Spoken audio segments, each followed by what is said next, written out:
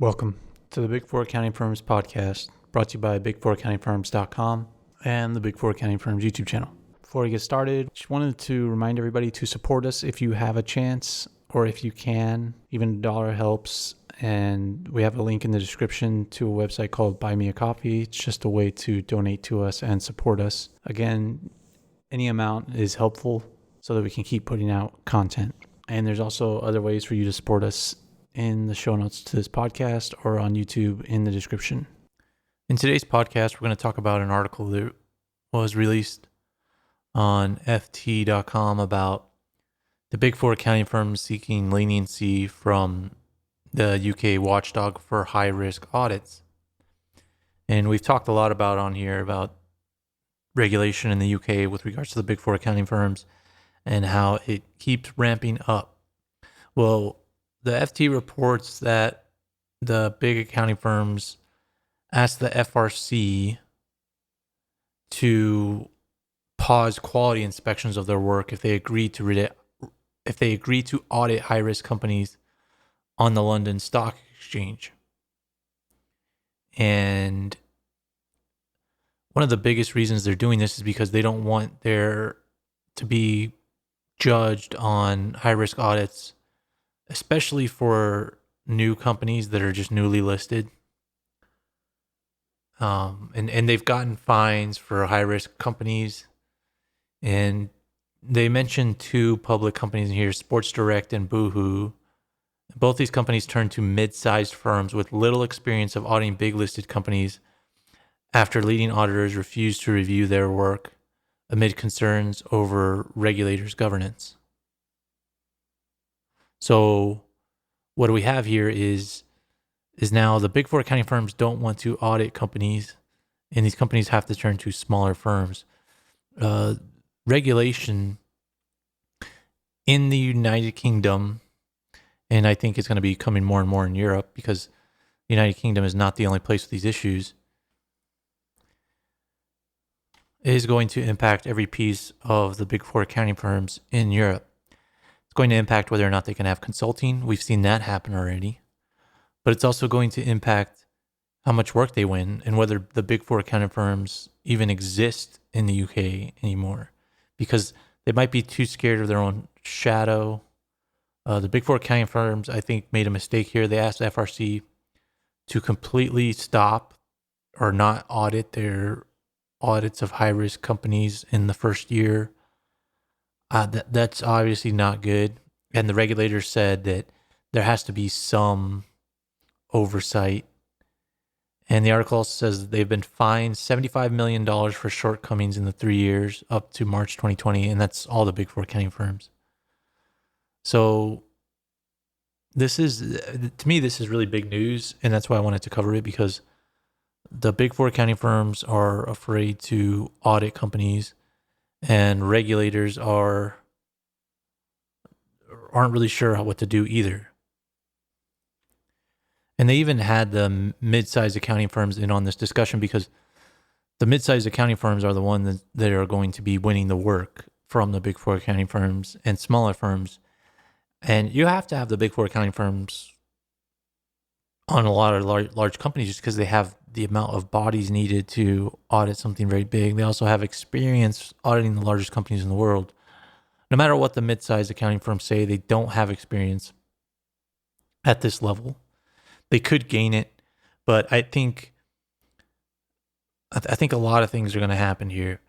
I think regulators are getting out over their skis. They think they can do too much, and there's a lot of interesting things that are going to happen because they're going to see that they're not going to solve the problem by pushing work from the Big Four accounting firms into the mid-tier accounting firms. And then there's going to have all these scandals, and then there's going to be a lot of scandals going with the regulators. And of course, that will probably end up with only more regulation, probably another organization that will audit the auditor of the auditors. And I know the FRC is already creating another entity that's basically doing that, but it's just a nightmare situation here.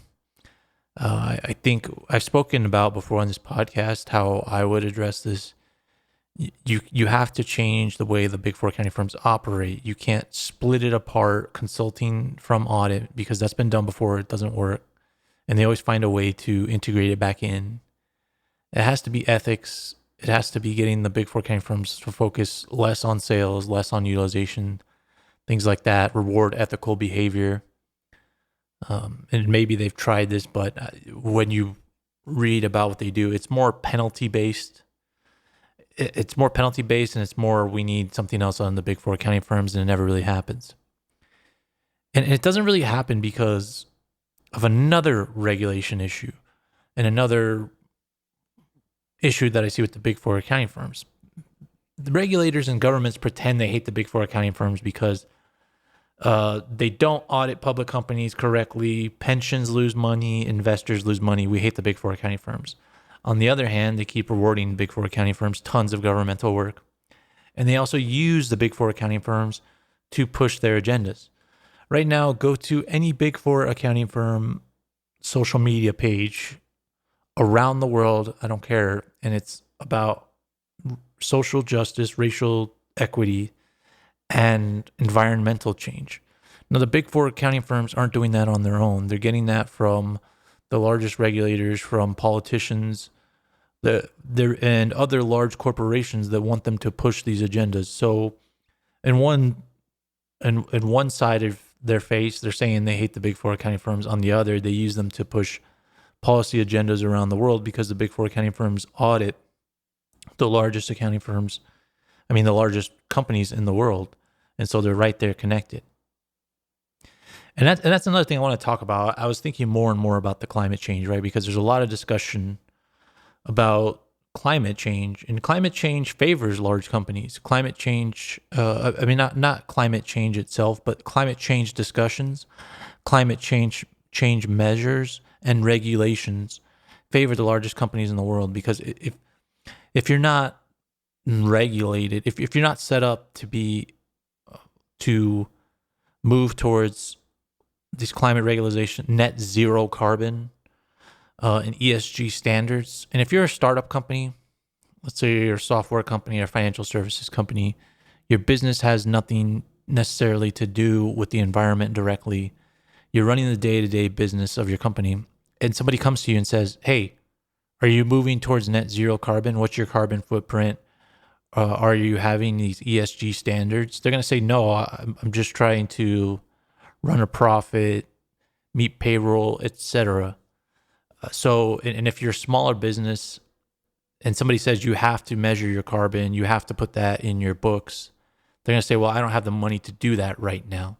Or if you have a much more mature company, let's say Google, JP Morgan, Chase, any of these companies that's mentioned in this article, they're going to have cash reserves to hire somebody to understand their carbon, maybe build a department they can look into the environmental standards. They're going to have cash reserves to do that.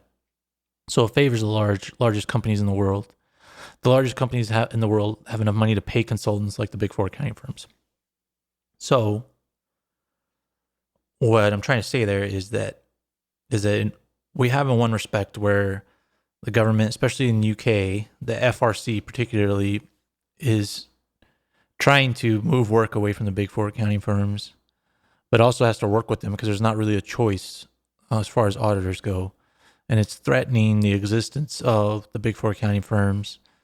It's threatening the nature of accounting and auditing. And the FRC also doesn't understand that they're making auditing less safe overall because they're not really addressing the issue of people not reviewing stuff.